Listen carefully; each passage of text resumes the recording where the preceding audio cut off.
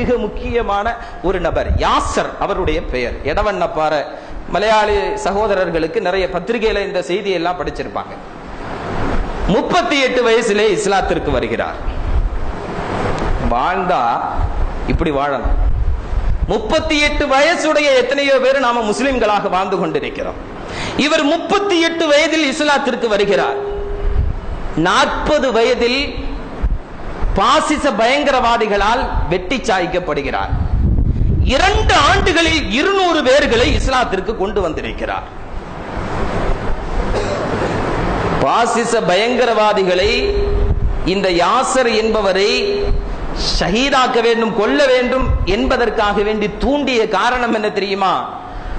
அவனுக்கு நாம 1000 பேர் கலாச்சார பள்ளியில இருக்கிறோம், இவெல்லாம் வாழ வேண்டியவன், இவனால எந்த பிரயோஜனமும் இஸ்லாத்துக்கு கிடையாதுன்னு அவன் வழங்கி வச்சிருக்கான். இவெல்லாம் வாழ வேண்டியவன், ரொம்ப நாள் வாழணும், அதனால யாருக்கும் எந்த பிரயோஜனமும் கிடையாது. லட்சக்கணக்கான கோடிக்கணக்கான முஸ்லிம்களை விட்டு வைத்திருக்கிறார்கள். அவர்கள் எல்லாம் அவர்களுடைய ஸ்கெட்சில பார்வையில கிடையாது. அவர்களுடைய மீட்டிங்ல இவங்களை எல்லாம் க்ளோஸ் பண்ணணும் அப்படின்னு பேசுறது இல்லை. ஆனால் குறிப்பிட்ட ஒரு சில பேர்களை இவனை போட்டே ஆகணும்னு முடிவு பண்றாங்க. காரணம் என்ன தெரியுமா? 2 ஆண்டுகளில் 200 பேரை இஸ்லாத்திற்கு கொண்டு வந்திருக்கிறார். இவனை மேலும் விட்டு வைக்க கூடாது. 40 ஆண்டுகளில், 35 ஆண்டுகளில், 30 ஆண்டுகளில் எத்தனை பேர்களுக்கு இஸ்லாத்தை சொல்லி இருக்கிறோம் அப்படிங்கறதெல்லாம் இருக்கட்டும். நாம இஸ்லாத்தினுடைய எத்தனை சட்டங்களை தெளிவாக பின்பற்றி இருக்கிறோம் அப்படிங்கறத நாம சிந்திக்கணும். நாம முஸ்லிமா வாழல, நாம முஸ்லிம்களா வாழல, அதனால் அல்லாஹ்வினுடைய வேதனை இறங்கிக் கொண்டே இருக்கிறது. ஆனா சுற்றி இருக்கக்கூடிய எல்லோரையும் சபித்துக் கொண்டிருக்கிறோம், குறை கூறி கொண்டிருக்கிறோம். இவர் 2 வருஷம் தாங்க வாழ்ந்தாரு. 2 வருஷத்திலேயே பாசிச பயங்கரவாதிகள் என்ன செய்துட்டாங்க? முடிவு பண்ணிட்டாங்க, யாசர் இனிமேல் உயிரோடு இருக்கக்கூடாது, யாசர் இனிமேல் உயிரோடு இருக்கக்கூடாது.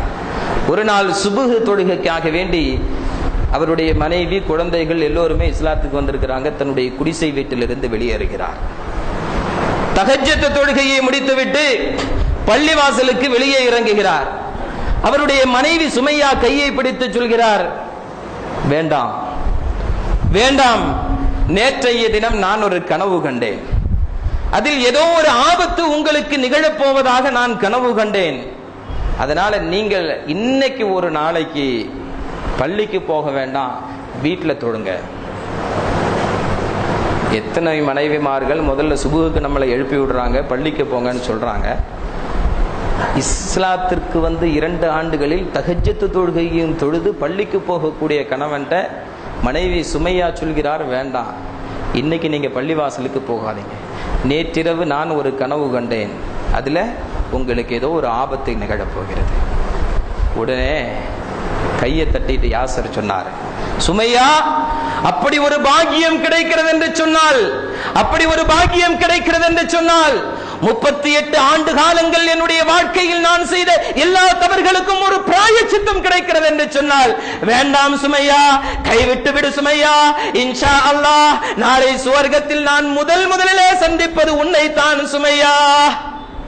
2 ஆண்டுகள் முஸ்லிம்களாக வாழ்ந்த யாசர் என்ற ஒரு சகோதரன் மனைவியினுடைய கையை தட்டிவிட்டு சுபுகுக்கு செல்கிறார். அதிகாலை நேரத்தில் எடவண்ணப்பாற அப்படிங்கிற ஊர்ல அதனுடைய ஹைவேயில் அவர் பாசிச பயங்கரவாதிகளால் வெட்டி சாய்க்கப்பட்டு வீழ்ந்து கிடக்கிறார். சுபுகு தொழுகைக்கு வரக்கூடிய வேறொரு சகோதரன் ஓடி வந்து பார்க்கிறார், அவருடைய கடைசி மூச்சு இழுத்து கொண்டிருக்கிறது. உடனே வெட்டுப்பட்டு கிடக்கக்கூடிய யாசருக்கு அந்த இஸ்லாமிய சகோதரர் பக்கத்து வீட்டிலிருந்து கொஞ்சம் தண்ணீர் கொண்டு வந்து, யாசர் இந்த தண்ணீரை குடியுங்கள், அவருடைய சக்கராத்தினுடைய அந்த காலகட்டத்தில் கொஞ்சம் தண்ணீரை குடியுங்கள் என்று சொல்லுகின்ற பொழுது 40 வயதிலே, 50 வயதிலே, 60 வயதிலே வாரம் ஒரு முறை மட்டுமே பள்ளிக்கு வந்து அந்த கடமையை கூட சரியாக நிறைவேற்ற முடியாத அபாக்கியசாலிகளாக வாழ்ந்து கொண்டிருக்கக்கூடிய முஸ்லிம் சகோதரர்களே, இஸ்லாமிய கடமைகளை சரியாக நிறைவேற்ற முடியாமல் தோற்று போய் கொண்டிருக்கக்கூடிய முஸ்லிம் சகோதரர்களே, 2 ஆண்டுகள் மட்டுமே இஸ்லாமியனாக வாழ்ந்து மனைவியிடத்திலே சுமையா, கைவிடு சுமையா, நாளை இன்ஷா அல்லாஹ் சுவர்க்கத்தில் சந்திக்கலாம் என்று சுபஹ் தொழுகைக்காக வேண்டி வெளியே வந்த யாசர் தன்னுடைய சக்கராத்தினுடைய நேரத்தில் தனக்கு தண்ணீர் தந்து கொண்டிருக்கக்கூடிய முஸ்லிம் சகோதரனிடத்திலே சொன்னான், வேண்டாம் சகோதரா, எனக்கு தண்ணீர் வேண்டாம் சகோதரா, பிஸ்மில்லாஹிர் ரஹ்மானிர் ரஹீம், மஸலுல் ஜன்னத்தில் லதீ வஇதல் முத்தகூன் ஃபீஹா அன்ஹாரும் மின் மாஇன் கைரி ஆசின். 2 வருஷம் ஆச்சு. 200 பேரை இஸ்லாத்திற்கு கொண்டு வந்த ஷஹீத் யாசர் என்ன சொல்லாரு தெரியுமா? எனக்கு வேண்டாம் சகோதரா, உலகத்தினுடைய தண்ணீர் எனக்கு போதும், நான் சுவர்க்கத்தை காண்கிறேன். மஸலுல் ஜன்னத்தில் லதீ வஇதல் முத்தகூன் ஃபீஹா அன்ஹாரும் மின் மாஇன் கைரி ஆசின்.